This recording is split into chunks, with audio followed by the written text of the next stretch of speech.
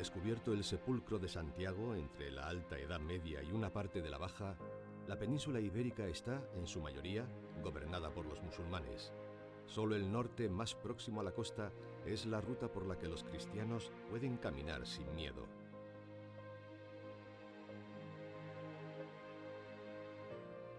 El Camino del Norte fue durante mucho tiempo el gran protagonista del peregrinaje, pero según fue avanzando la Reconquista y las tierras y caminos, ciudades y pueblos eran conquistadas por los reyes cristianos, fue cediendo poco a poco su protagonismo.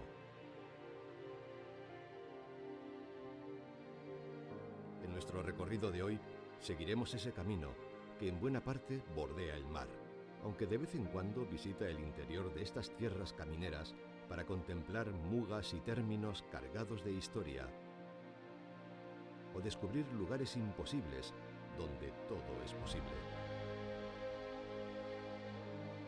Hondarribia, la ciudad amurallada que fue la llave para entrar en Castilla.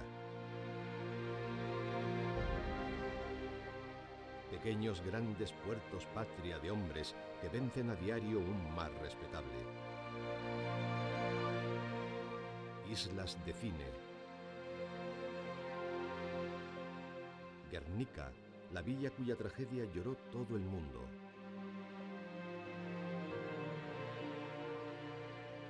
Castro Urdiales, una ciudad fundada por los romanos, de la que ya da cuenta Plinio. Una santillana del mar que, sin mar, custodia la Capilla Sixtina del arte rupestre. Liébana, donde el tiempo parece detenerse.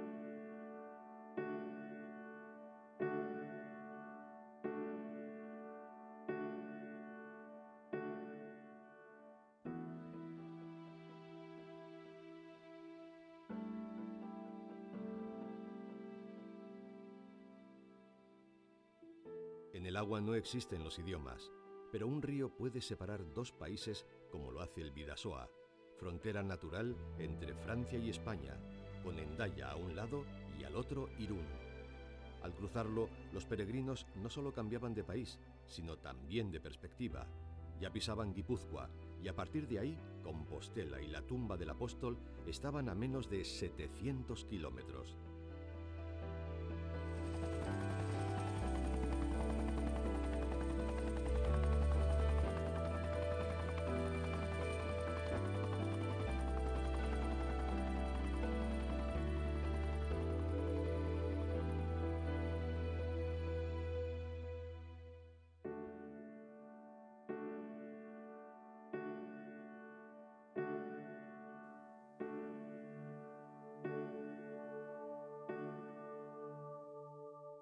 Para que no haya duda sobre el carácter de la ruta, hay que apresurarse a decir que el puente internacional se llama de Santiago. Nada más entrar en Irún, encontramos la enorme iglesia de Nuestra Señora del Juncal y la ermita del mismo nombre, en la que sobrevive una virgen negra que en realidad nunca lo fue, y la leyenda cuenta que apareció sin saber cómo ni de dónde entre los juncos del Bidasoa.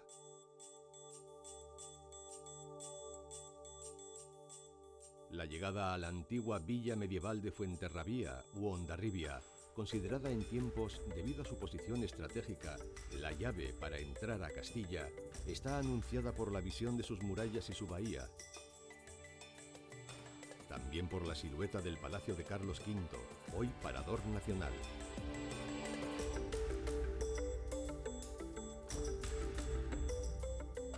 Entrando a la ciudad por la Puerta de Santa María, nos abrimos paso hacia la calle Mayor y el Casco Viejo.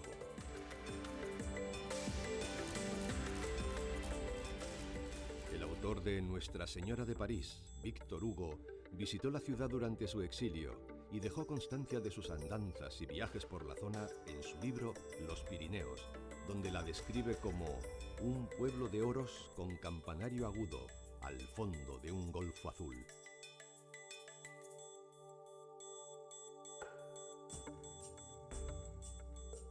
Dirección Donostia, pasamos ante el santuario de Guadalupe, del que son devotos los marineros, que dan por buena la leyenda de que su Virgen gótica, del siglo XV, fue el antiguo mascarón de proa de algún navío hundido, antes de que la encontrasen unos pastores alertados por la luz cegadora que emitía.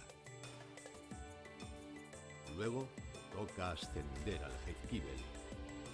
El monte es una joya geológica desconocida, pero que no pasa desapercibida en cuanto se la intuye.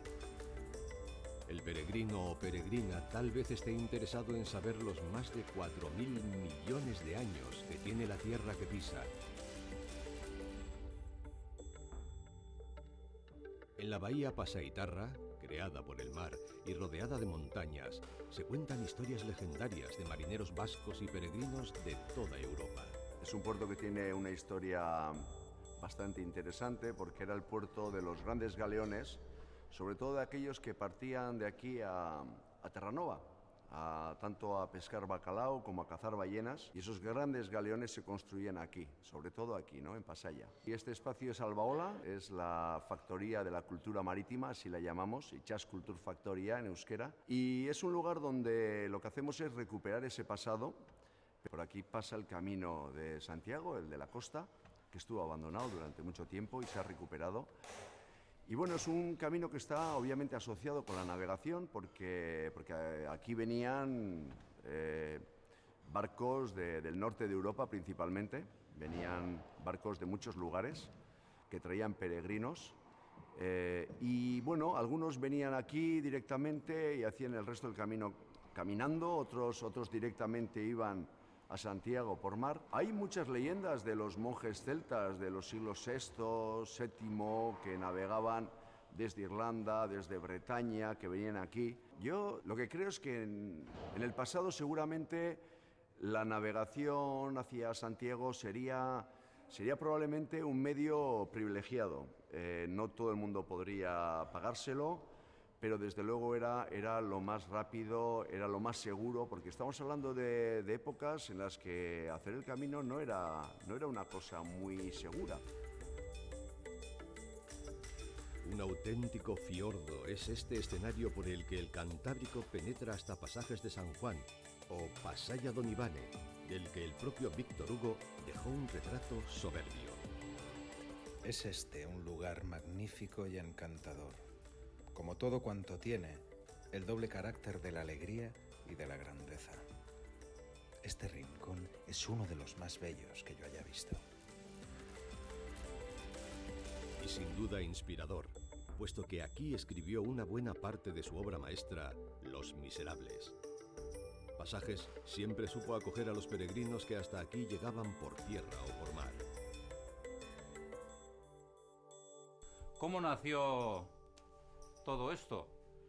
Bueno, pues esto fue ocupado por la organización de ocupas. Se alojaron los ocupas y el cura del pueblo, difunto Perico Zapirain, me comentó: oye, Satur, ahora que está cogiendo fuerza el camino ese del norte, ¿qué te parece que montaríamos ahí? Hablamos con el ayuntamiento y montamos un albergue. Bueno, y así fue. Y aquí nos pusimos allá por 2009, abriendo desde marzo a octubre y recibiendo con todo agrado a peregrinos. Antes, en la antigüedad, en la Edad Media, se llamaba Hospital a la Hospitalidad. Se les da hospitalidad. ¿Qué es dar hospitalidad? Es recogerlo, darle un abrazo y darle lo que hay en casa. Hospitalidad. Y este tiene el nombre de Hospital de Peregrinos. Hay una anécdota pequeñita. Cuando esto abrimos y la gente del pueblo leía hospital y me decía: Satur, ¿pero qué tenéis ahí arriba? ¿Enfermeras, médicos, cirujanos? Si en los siglos XVI y XVII era obligado para el peregrino tomar un batel para cruzar la bahía, hoy la travesía es un regalo que permite sentir la brisa marina en el rostro y contemplar cómo las escarpadas laderas del Jaizkibel y el Uría abrazan el mar. Aquí se ha modernizado todo, pero el paso es el paso. El camino seguirá siendo siempre el camino. Les hace ilusión porque pasan en barco por primera vez y me parece que no hay otra etapa con barco hasta San Vicente de la Barquera. Entonces me piden a ver si les puedo sellar la compostelana, pero no tenemos matasellos de eso. Solo son 100 metros, pero es curioso.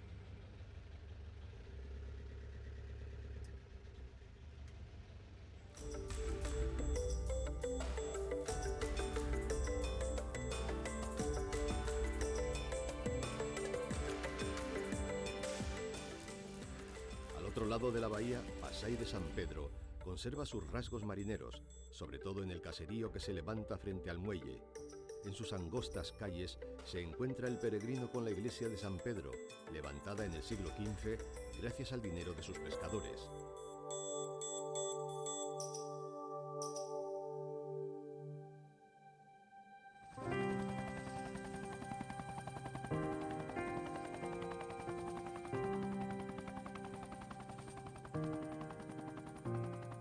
Una entrada esplendorosa en San Sebastián es la que puede hacerse por el monte Ulia, con la capital ya a la vista, en un arco panorámico que va de la isla de Santa Clara al Casco Viejo y el monte Urgull.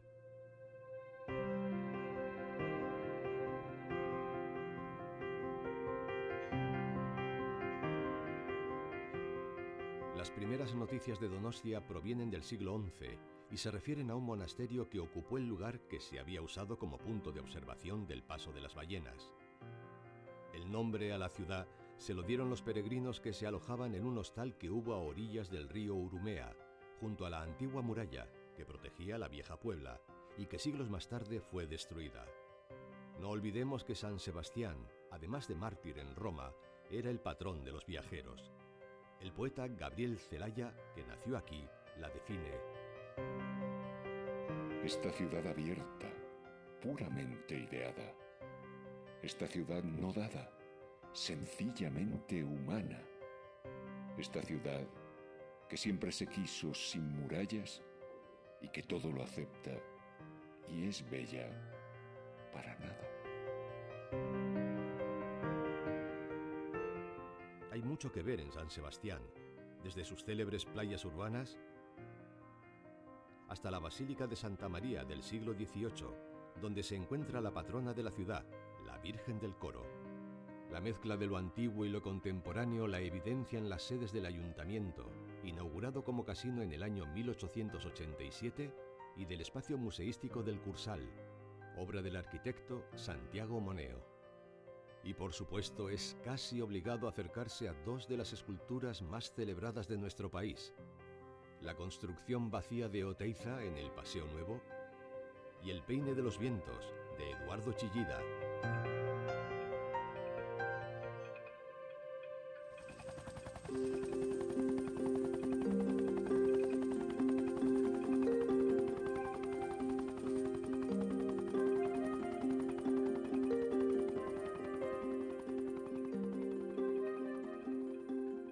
Orio, puerto pesquero famoso por sus traineras, contaba en el siglo XVI con un convento de trinitarios llamados amparadores de peregrinos, tal vez porque los reyes católicos habían dejado ese paso exento del pago de un maravedí por alojamiento.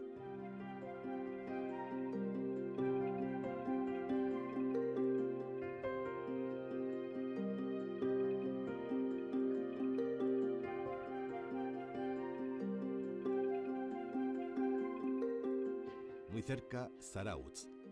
Antiguo pueblo de pescadores de ballenas, la localidad conserva varios edificios medievales, así como algunas de las villas de veraneo que le dieron fama.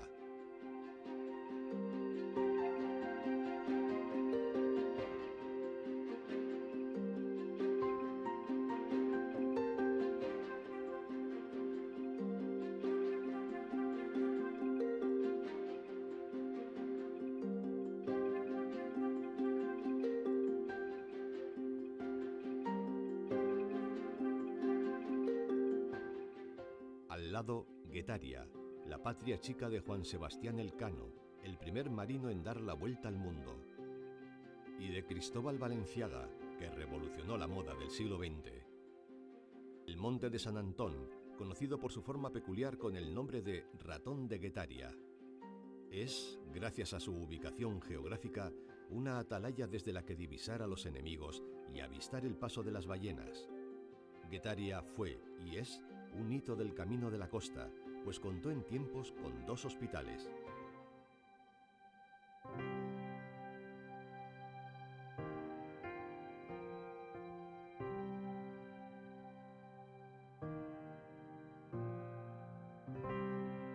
Poco más allá está otra hermosa villa fortificada, Zumaya.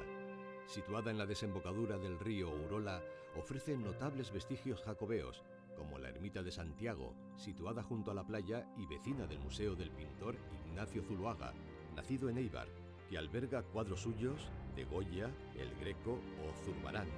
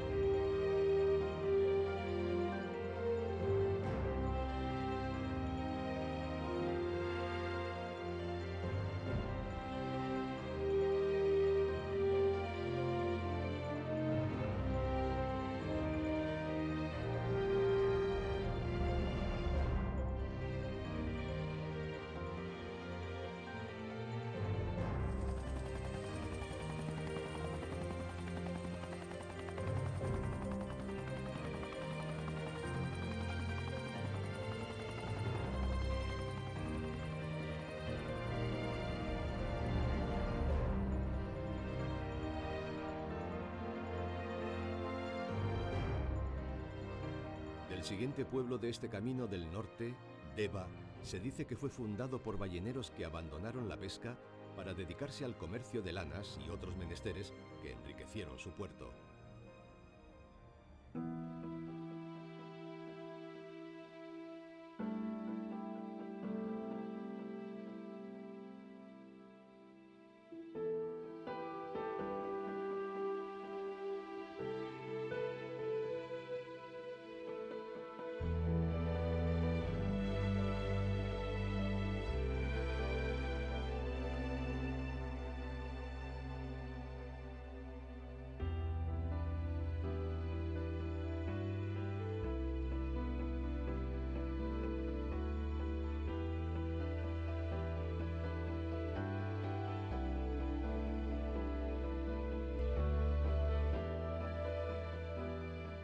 Siguiendo la línea del mar, alcanzamos Mutriku.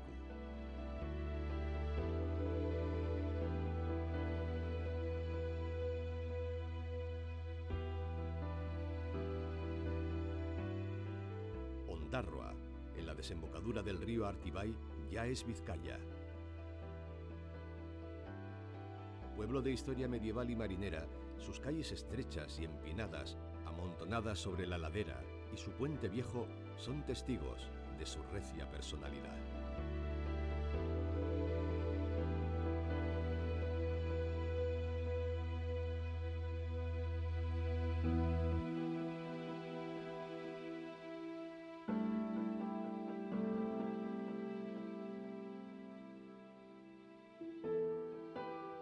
Es el momento de abandonar momentáneamente la costa y movernos hacia el interior, en dirección a Guernica.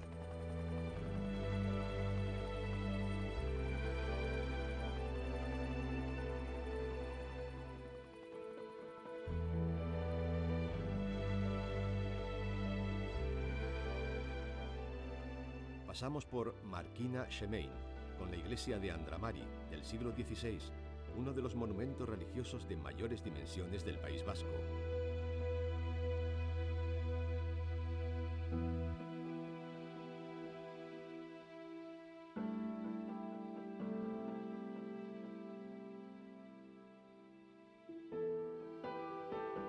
Y la Puebla de Bolívar, al pie del monte Oitz, que fue la cuna de los antepasados de Simón Bolívar. En la colegiata de Cenarruza se fundó un hospital de peregrinos en el cercano 1836. Abandonada durante años, hoy es Monumento Nacional del País Vasco y monasterio cisterciense, que conservando el espíritu del pasado, se ha abierto como nueva posada para los peregrinos.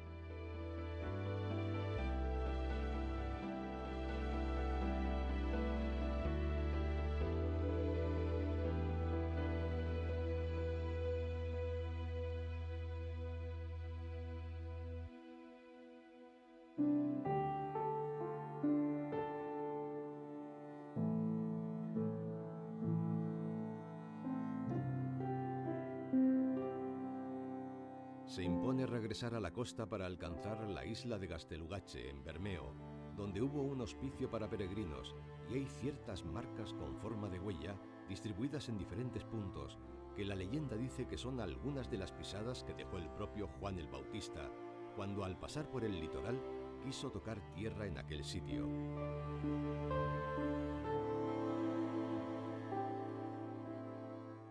Dispuestos a ascender la complicada escalera que lleva hasta ella, conoceremos la ermita en homenaje al degollado, que algunos estudios datan incluso en el siglo IX y que guarda varios exvotos de marinos salvados de algún naufragio y una vieja tradición.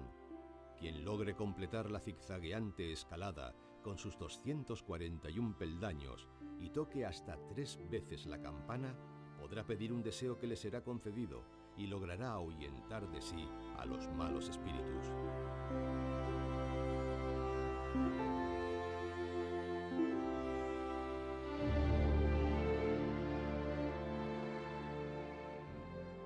Hoy en día se ha hecho conocido mundialmente por ser el escenario natural donde se rodaron algunos episodios de la serie Juego de Tronos, en la que se convertía en la fortaleza Rocadragón.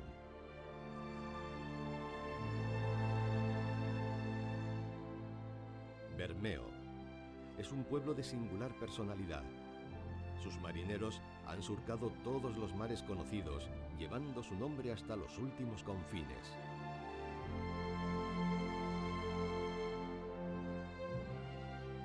El río Oca, nacido en el cercano monte Oitz, regala en su desembocadura a Mundaka una zona de amplias marismas y un estuario con extensos arenales. La UNESCO declaró la zona Reserva de la Biosfera, entre otros motivos por ser un lugar en el que las aves que huyen del frío del norte de Europa se refugian y descansan antes de volar hacia el cálido sur.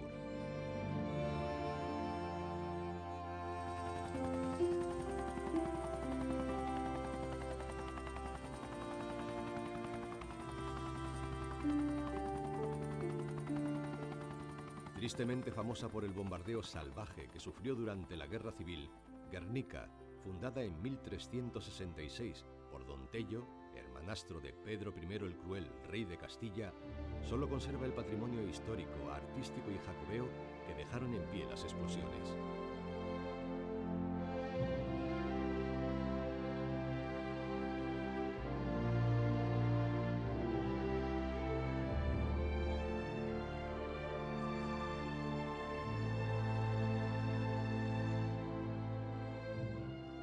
Dos piezas de gran calibre escultórico. El Monumento a la Paz, obra de Eduardo Chillida,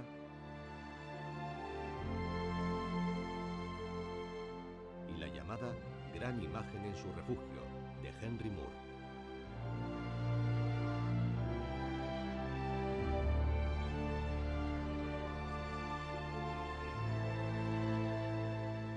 Por supuesto, resulta obligado ver el roble a cuya sombra firmó Fernando el Católico los fueros de Vizcaya.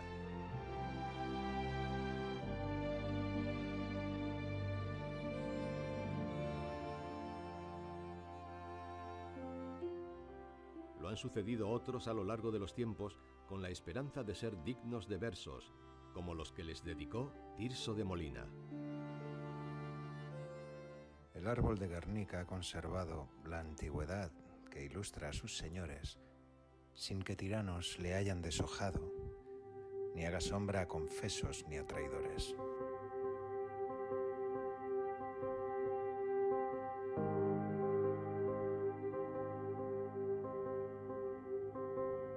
Tras alcanzar Derio y el monte Archanda, entramos en Bilbao, que antes de ser una ciudad era un sitio donde se rendía culto al apóstol Santiago, a orillas del río Nervión.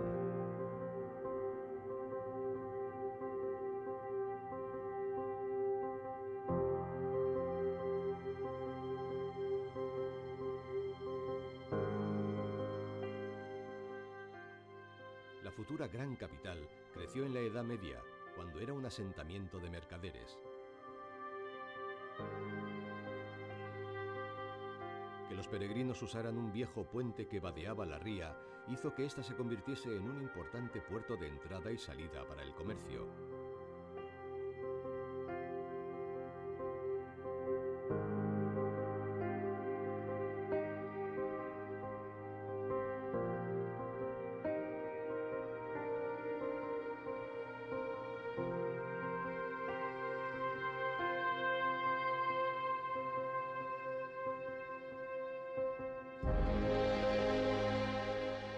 El núcleo urbano creció a partir de la margen izquierda. Comerciantes, agricultores y marineros vieron surgir los primeros edificios y las primeras calles.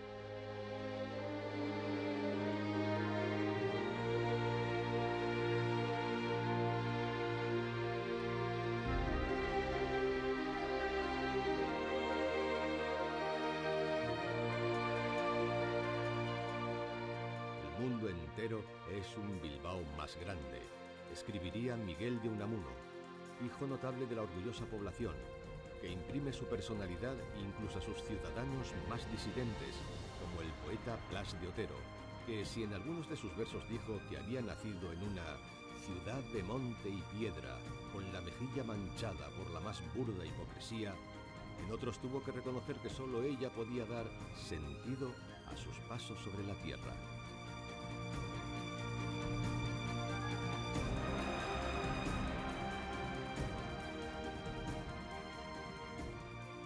Bilbao hoy es una ciudad abierta, luminosa, cuando lo permite la lluvia, cuyo símbolo más internacional es el Museo Guggenheim.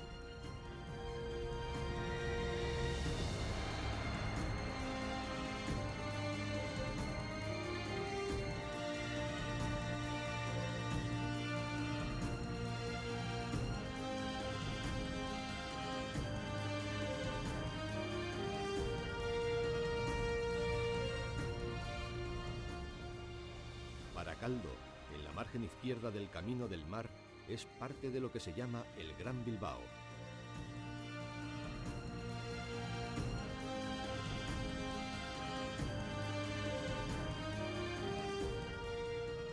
A su lado, Sestao es el otro gran foco industrial de la zona. Y Portugalete, antigua villa medieval amurallada que al parecer causó la admiración de los reyes católicos cuando pasaron por ella.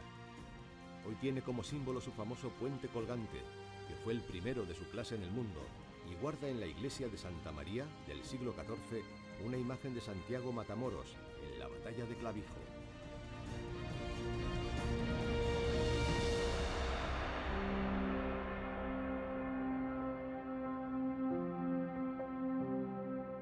Pasado Santurce, salimos del País Vasco por Muskiz, Ciérvana y Somorrostro, que abren el camino hacia Cantabria.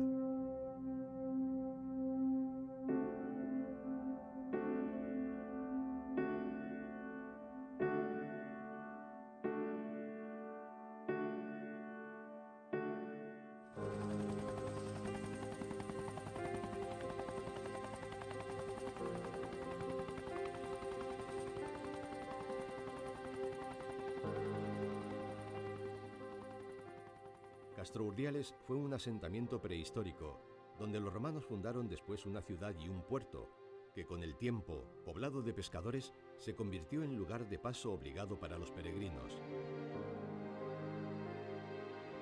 Su iglesia gótica de Santa María de la Asunción del siglo XIII se alza sobre un acantilado al lado de su castillo, uno de los pocos que quedan en la región.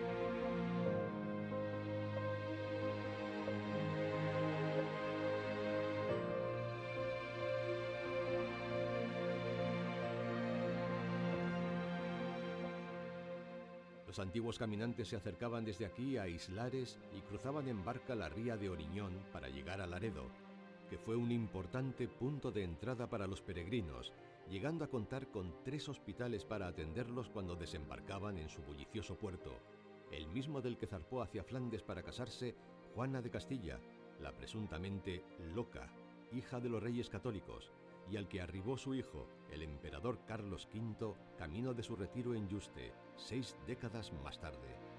Su llegada se celebra cada año.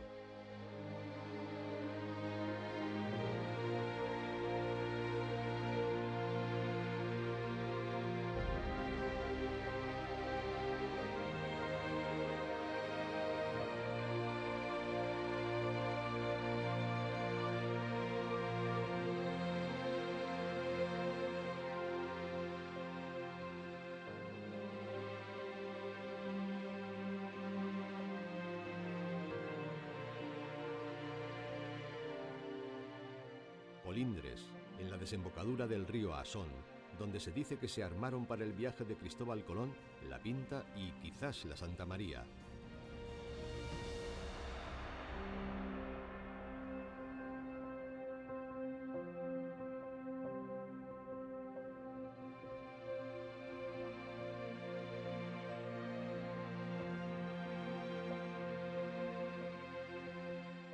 En una colina cubierta por un encinar se encuentra el monasterio franciscano de Monteano, que parece mirarse en la distancia con el de Santa María del Puerto, ya en Santoña.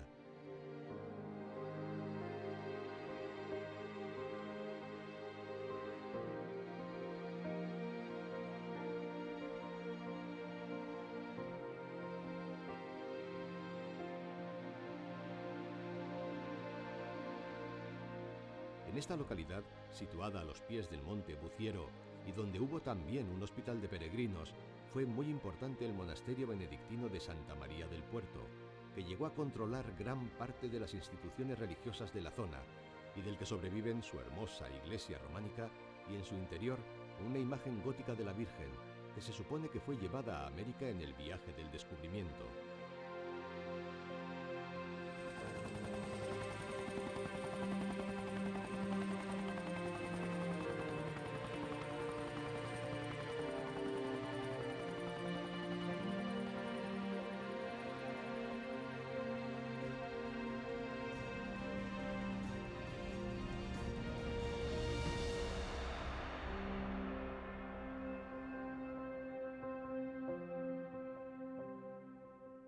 Pasados Escalante, Noja y el Cabo y Faro de Ajo, Somo nos permite atisbar, al otro lado de la bahía, la ciudad de Santander.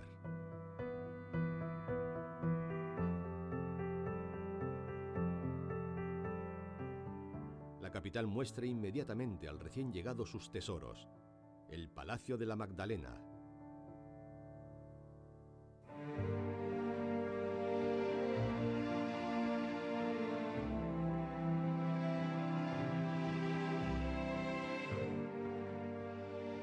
Gran Casino del Sardinero y el Hotel Real, la Catedral de Santa María de la Asunción,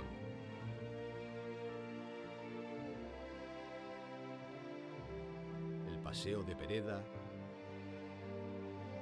Puerto Chico,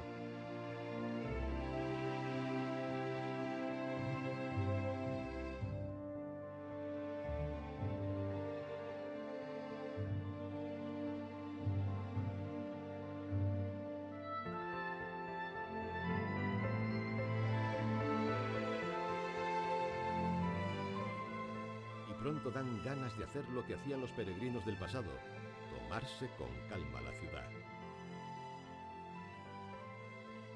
Cuando el sol por Mogro ya declina, desde su pico abárcase en eclipse la tristeza del mar santanderina.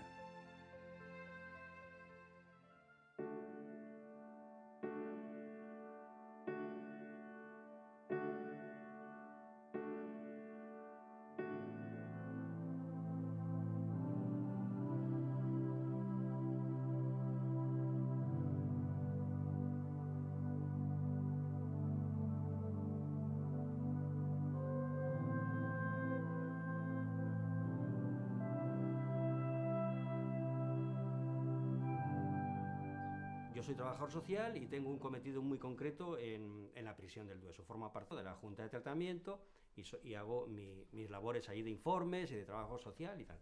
Hace más de 35 años generamos como intuitivamente un programa que no sabíamos ni cómo se llamaba el programa ni en qué iba a resultar. La persona que está ayudando a los demás descubre que tiene valores que él desconoce. Entonces, cuando una persona, a través de un esfuerzo y un trabajo hacia los demás, descubre que tiene valores, pues es una posibilidad de perdonarse por su delito y de incorporarse a la vida del ciudadano con otra actitud y otro pensamiento prosocial, ¿no? También es verdad que hay un pilar fundamental en el albergue, que es Ernesto Bustio. Ernesto Bustio, Güemes, segunda. Cuando te vas de vacaciones, llevas el coche abarrotado, que no te cabe nada más, dices, bueno, y te vas a hacer 800 kilómetros con una mochila, con 4 cosas, y todavía a menudo dices, si esto me sobra, y esto también, y esto también. Quiere decir que es un poco un despertar a una sociedad de consumo que nos está manipulando ferozmente, que no tenemos suficiente con nada, sino que hay que ir alimentando cada vez más necesidades y nunca estamos satisfechos. Lo que pasa, una cosa es saberlo, diríamos, teóricamente, y otra cosa es experimentarla. Y el caminante, cuando camina, experimenta esa verdad, que no me hace falta tanto calzado ni tanto vestido, sino lo más elemental para llegar a Santiago, para llegar al final del camino de la vida, que es la muerte. ¿Quién es Ernesto? Pues Ernesto es fundamentalmente un cura obrero. Ernesto es un viajero antiguo. Ernesto es alguien que viene después de ese gran viaje por Latinoamérica con el Land Rover ese que tiene 700.000 kilómetros, 4 continentes, ha ido hasta Senegal, ha trabajado en las minas de oro de Venezuela. Él regresa aquí hasta casa y él comienza poco a poco a hacer un pequeño lugar de encuentro de jóvenes. Luego entramos en contacto con el Camino de Santiago. Estos son los míos, dice, ¿no? Estos son los caminantes. Yo he viajado por todo el mundo, me han ofrecido las casas, me han ofrecido comida donde no la tenían, donde tal, se han quitado de dormir en una cama para dármela a mí. Sigue siendo cura de 2 parroquias y es un personaje que para mí ha vivido 3 vidas en una.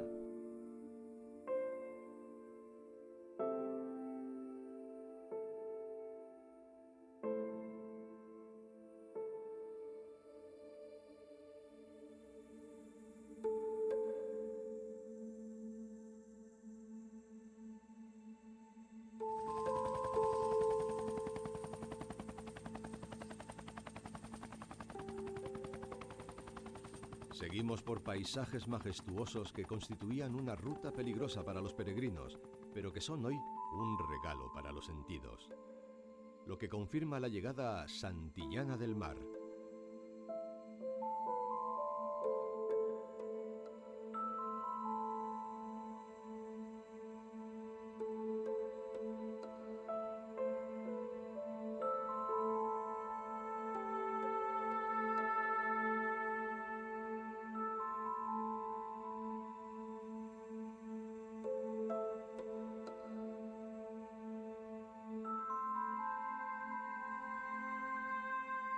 Aquí encontramos la colegiata de Santa Juliana, de la que surge por contracción el nombre de la localidad.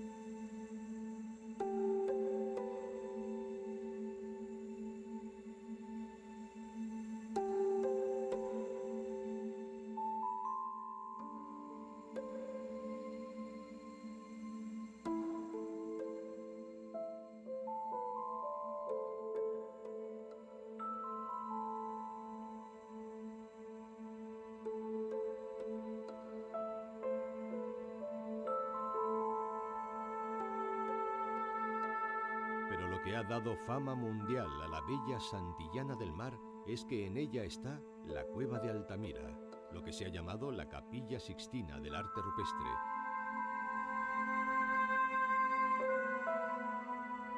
Se ha abierto en un museo una réplica exacta que da una idea muy aproximada del sitio real, en el que, como dice una vez más el poeta Diego, sentimos que estamos rodeando una fábula de escudos, Santillana sin mar. Los horizontes sueñan aún manadas de bisontes, y los siglos de Dios duran desnudos.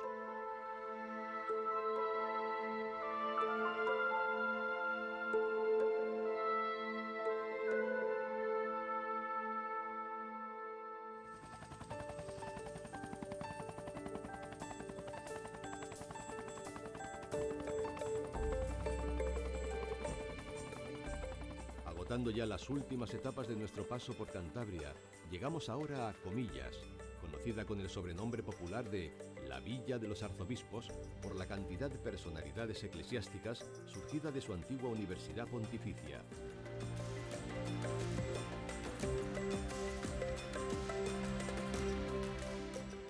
Entre sus maravillas están la Plaza Vieja, la iglesia parroquial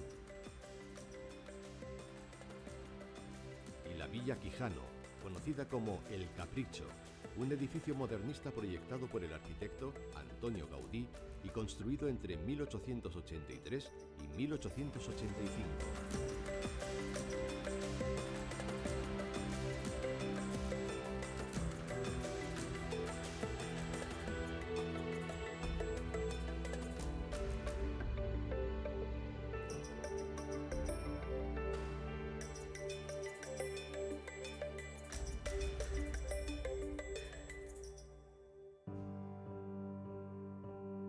Llegamos ahora a San Vicente de la Barquera, que según nuestro poeta vive en equilibrio entre la vela, la muerte y el sueño.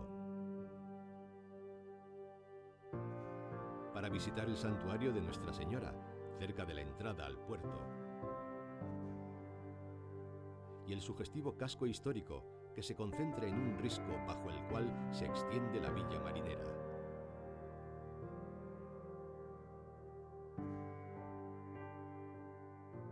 San Vicente de la Barquera fue un puerto clave para la corona castellana y un punto de desembarco de numerosos peregrinos, acogidos por los muchos hospitales con los que contaba por aquel entonces. Tras reponerse de la fatiga y curar sus enfermedades, partían hacia Asturias. Antes de imitarlos, nosotros vamos a desviarnos hacia las montañas para disfrutar de otro lugar extraordinario.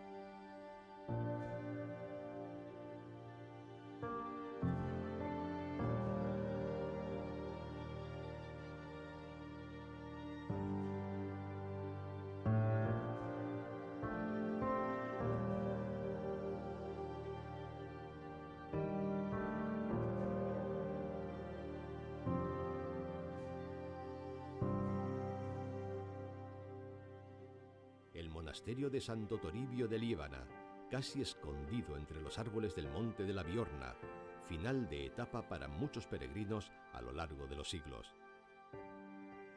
Hasta este apartado rincón de la Liébana habían llegado en el siglo VI, según algunas fuentes desde Toledo y según otras desde algún lugar de Andalucía, unos cuantos monjes que deseaban vivir entregados a la oración y la vida comunitaria bajo la guía de un abad, hoy conocido como Santo Toribio de Palencia.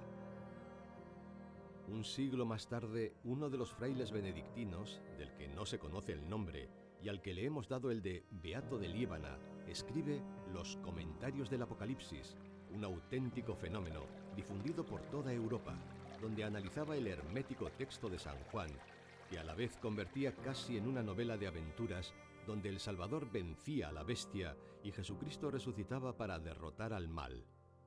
Su otro gran éxito fue el O Dei Verbum, con el que se oponía con uñas y dientes a las teorías del arzobispo de Toledo. Al hacerle frente, se convirtió en el primer ideólogo de la Reconquista y, de paso, en pionero al reivindicar la figura del apóstol Santiago como guía del cristianismo y ayuda divina para sus ejércitos. 3 décadas más tarde, en el año 813, se descubrió el sepulcro del santo en Compostela.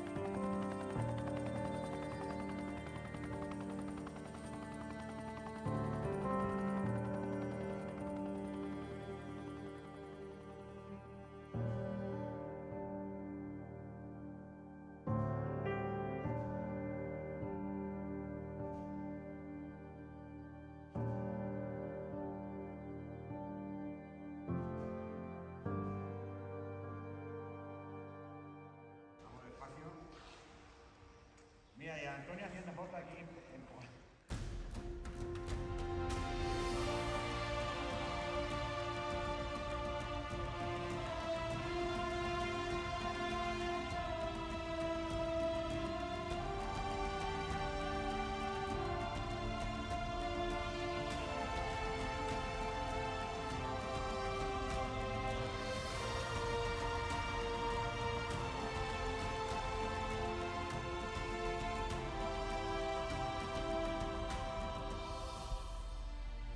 El camino nos ha traído hasta el reino encantado de los picos de Europa. 300 millones de años han sido necesarios para que estas montañas presenten su actual topografía. Para los celtas, este Mons Vindius, el Monte Blanco, era un dios que hizo invencibles a astures y cántabros. Un autor anónimo escribía en el año 1913: «La tierra no vive sin un alma que la sepa vivir».